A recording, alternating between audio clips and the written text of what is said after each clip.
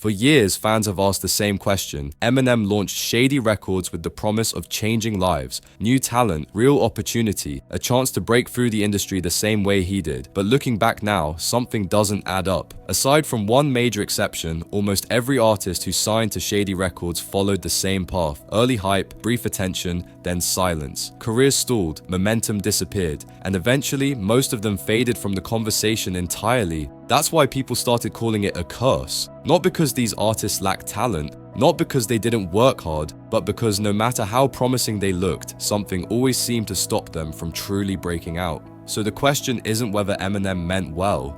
The real question is this: is there something about Shady Records itself that holds artists back? Or is this just how the music industry works when one name casts too large of a shadow? When Eminem launched Shady Records, it felt different from every other label. This wasn't just a business move, it was personal. Eminem had lived the industry's worst realities firsthand: rejection, exploitation, and being overlooked despite undeniable talent. Shady Records was supposed to be the opposite of that. A safe place, a shortcut around the same system that nearly broke him. And at first, it worked. The label's early years were filled with excitement and belief. Artists weren't just signing contracts, they were stepping into Eminem's world, his credibility, his audience, his spotlight.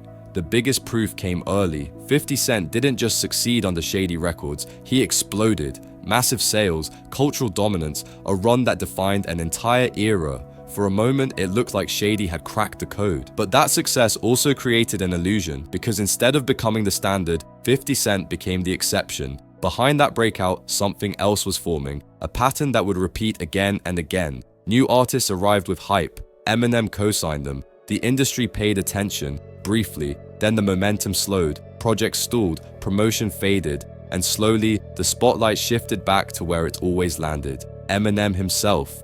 And that's when the question started. Was Shady Records built to create stars? Or was it built in a way where only one star could truly shine? Because as time went on, the dream that once surrounded the label began to crack. And the first real crack didn't come from business decisions or contracts, it came from loss. To understand why so many Shady Records artists struggled, you have to look past the surface. Because on paper, everything looked right. Major label backing, industry connections, one of the biggest artists in the world standing behind you. But behind that image, the system worked very differently than most fans realized. Shady Records wasn't operating in a vacuum. It was tied into a larger machine, distribution deals, corporate partnerships, and industry expectations that often mattered more than raw talent. This is where the reality of the modern music industry comes in. Most artists didn't own their masters. Marketing budgets weren't unlimited, and attention wasn't evenly distributed. When priorities shifted, some projects moved forward, while others quietly stalled. And when you're signed to a label built around one of the most dominant artists ever, that imbalance becomes impossible to ignore. Every release existed in Eminem's shadow. Features helped in the short term, but they also created a problem. Listeners didn't hear a new artist building their own identity. They heard Eminem's presence first, his voice, his brand, his legacy. Industry insiders have pointed this out for years. When one name is too big, everything else around it becomes secondary. Not intentionally, not maliciously, but structurally. And once momentum slows, it's incredibly hard to restart. That's when delays begin. Albums get pushed back, singles lose support, and slowly, artists who once felt next up start slipping out of the conversation. By the time fans notice something is wrong, the damage has already been done. Because in the industry, visibility isn't just important, it's everything. This is where the idea of a curse really started to take shape. Because when you look at the names that passed through Shady Records, the pattern becomes hard to ignore. Obi Trice was one of the first. He had the look, the street credibility, and Eminem's full support. His debut made noise, but injuries, delays, and shifting focus slowly pulled the momentum away. By the time the follow-up arrived, the moment had already passed. Then there was Yelawolf. His sound was different, his image stood out, and early on, it felt like Shady had finally found another long-term star. But releases were inconsistent, direction became unclear, and eventually the buzz faded. What once felt like a breakthrough turned into frustration. Slaughterhouse told a similar story, but on a larger scale, 4 highly respected lyricists, heavy anticipation, strong cosigns, and yet, despite all the talent in that group, they never reached the level many expected. Internal issues, creative disagreements, and label complications slowed everything down until the project quietly collapsed. And then there were artists most fans barely remember: K-Hiz, Bobby Creekwater, names that arrived with promise but disappeared before the public ever had a chance to connect.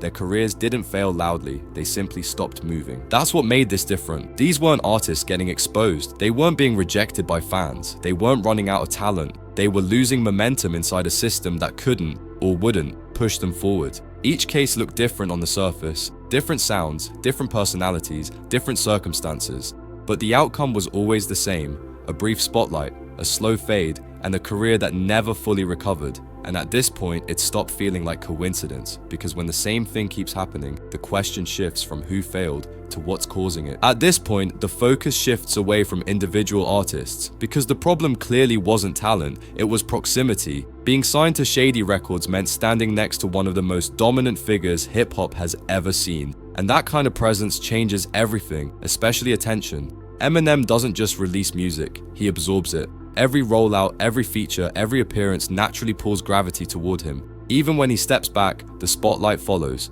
And for artists trying to build their own identity, that becomes a quiet obstacle. Features were meant to help. In reality, they often did the opposite. Instead of introducing new voices, they reinforced an existing one. Fans remembered the Eminem verse, the Eminem moment, the Eminem headline. The artist standing next to him became secondary. This creates a paradox. Shady artists needed Eminem's presence to get attention, but that same presence made it harder for them to stand on their own. Without him, momentum disappeared. With him, identity blurred. In today's music industry, that balance is almost impossible to maintain. Audiences move fast, algorithms reward constant visibility, and labels that don't adapt quickly fall behind. Shady Records was built in a different era, one where long gaps were acceptable and legacy carried weight. But the industry changed, and while Eminem could afford silence, the artists around him couldn't. That's when Shady Records stopped feeling like a launch pad and started feeling like a holding pattern. Not because anyone intended it that way, but because the structure itself made it unavoidable. And that brings us to the final question. Is this really a curse, or is it simply the cost of standing too close to a giant? At this point, it's easy to call it a curse. The pattern is there, the names are there, and the outcomes are hard to ignore. But when you step back, a different picture starts to form, because Shady Records isn't the only label where artists struggle to break out. Across the industry, most label signings don't lead to long-term success. For every breakout star, there are dozens of artists who never make it past their first moment. That's not unique to Shady, that's the business. What is unique is Eminem's scale. Most labels don't revolve around a single culture-defining figure. Most founders aren't larger than the brand itself, and that changes how everything functions internally. Labels like TDE, Dreamville, or OVO are built differently. They spread attention, they rotate focus, they allow multiple voices to grow at the same time. Shady Records was never structured that way. It was built around one pillar. That doesn't make Eminem a villain. It doesn't mean artists were set up to fail. It means the system prioritized stability over expansion, control over risk, legacy over experimentation.